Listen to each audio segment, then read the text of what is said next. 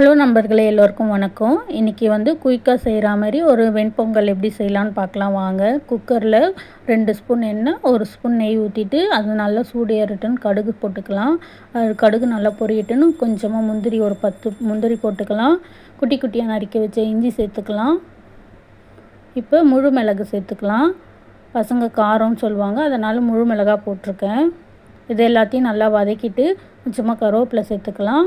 இப்போ நான் 1 கிளாஸ் டம்ளருக்கு அரை கிளாஸ் பருப்பு போட்டிருக்கேன். நீங்கள் வேணாலும் குறைச்சிக்கோங்க. இந்த ரேஷியோவுக்கு நான் 2.5 மடங்கு தண்ணி வைக்கிறேன். இப்போ இதுதான் மெயின் டிப்ஸே. இதுக்கு பொங்கலுக்கு ருசியாக இருக்கணும்னா கொஞ்சம் சீரகம் நிறைய சேர்த்துக்குங்க.